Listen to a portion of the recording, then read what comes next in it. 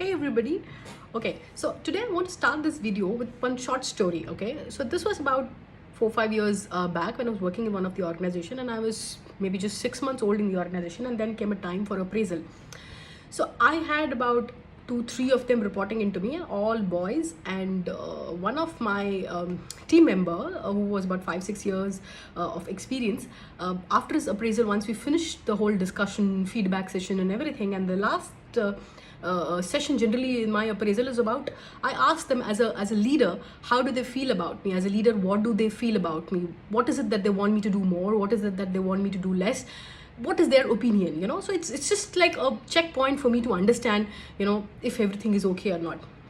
So when I asked this, and he says that no, ma'am, I have nothing to add here, because I'm so glad that you are the way you are. Otherwise, I was actually looking to quit the job before you were joining. I was like taken aback. I'm like, okay, what did I do to you before I even joined this organization that you were thinking of quitting? So he says that, obviously, because in HR department, you know who's joining, right? And you already do all the research about that person. So he says, the moment I knew that, we have given the offer letter to you, and I was like, okay, now I'm going to get a woman boss. I don't want to work under her. It's going to be very difficult. So let me start looking for a job, and let me, give it some time and just quit this organization. And I was like, why did you even think like that? And then this guy tells me that, no, ma'am, it's always difficult to work with women because, they're not sometimes technically sound. They go home at 5 o'clock and they are expected to sit till about 1 o'clock, 2 o'clock and do the salaries and do all the dirty work an HR is supposed to do. And as a woman, because she's a woman, she goes home early, she gets all the advantages. And I was like, oh my god, from where is this whole thing coming from? And I was glad that he did say he was okay with this whole thing right now. But it got me thinking, it got me really thinking that who actually how did he actually get this whole idea? How did he even think of this? How did he think, or this whole idea came to him that as a woman, I might not add value, I might not be technically sound, I will be somebody who will just leave at 5 o'clock. Somebody before me, isn't it? Or somebody before me, he would have seen it in one of his organization, and he immediately had this idea that, okay, working under a woman boss, working under a lady boss, these are the challenges I'm going to face. Which is like very strange, isn't it? I mean, we are always typecasted as women into something which we have seen, something which already seen in past, or an example of women we have seen in past. Now, for example, simple thing like, when I'm driving, okay, so when I'm driving and I probably sort of take a wrong turn, the guy who's driving behind me gives me that look, and with that look I exactly know what that guy is thinking. He thinks, oh, these women drivers.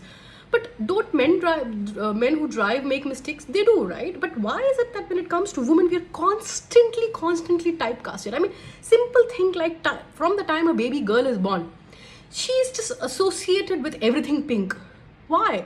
I mean, when you walk into any maternity hospital and you walk into a maternity ward, you will see, the rooms which has blue balloons and pink balloons. For what? Why is it that you think that a girl is associated with pink? Why is it that somebody thinks that a girl is associated with chocolates and flowers? Isn't it? I mean, in Women's Day, so many people must have given us chocolates, flowers, or Valentine's Day.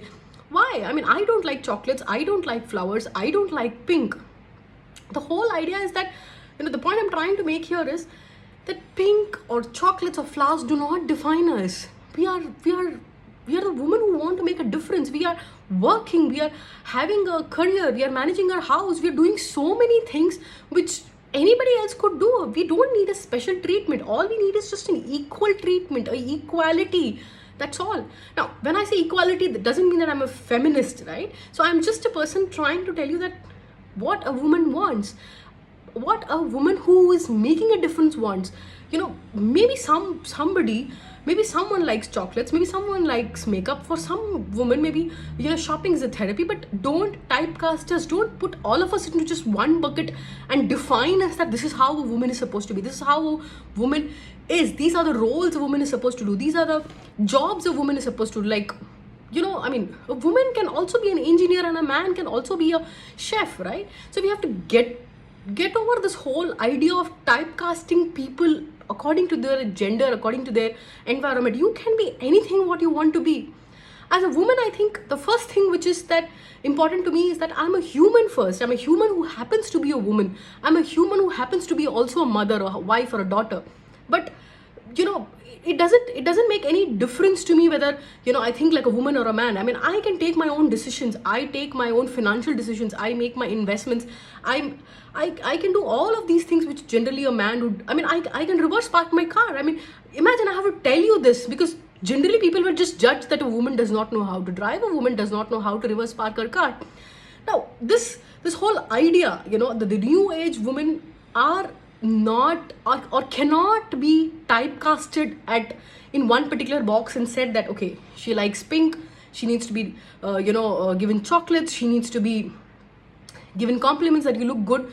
No, I mean, I want compliments for my intellect. I want compliments for what I am doing as my work, not for my looks or for anything else. My skin, my color, my hair does not define me. Similarly, I mean, and the same thing goes for the boys also. For them also, it's not that, you know, the blue color defines a guy, right? I mean, a boy or a guy or a man can actually wear a pink shirt or wear whatever color he wants to wear. Why should we, you know, bring gender to a color particularly, right? That's why I started this group on my Facebook, which is called, the group itself is called Say No to Pink. The idea behind this group is that, you know, we cannot be typecasted as just one type. Okay, this is what a woman is, this is the definition, she likes pink, she likes chocolates, she likes this, she likes that. No, we are as human as anybody else. As human as anybody else, we have different likes, different dislikes, we are in different shapes and sizes, and we need to be accepted in the shape and sizes we are. Putting us into a box, you're only sort of reducing our whole identity, right? So if you are an employer, if you are a leader listening to my video, please understand that, you know, women empowerment in organization is not about giving a special treatment to women. It is about giving an equal treatment to a woman. It's about giving, it's about having your umbrella policies for everybody. I mean, hire a woman when she's pregnant, or hire a woman when she's in the age of marriage. Do not bring their gender into anything else in the organization. The moment we do special programs for women, the moment we do special policies for women, the moment we do special things for women, it actually proves and makes a point that, you know, the two genders are not equal. The whole idea is that we are equal.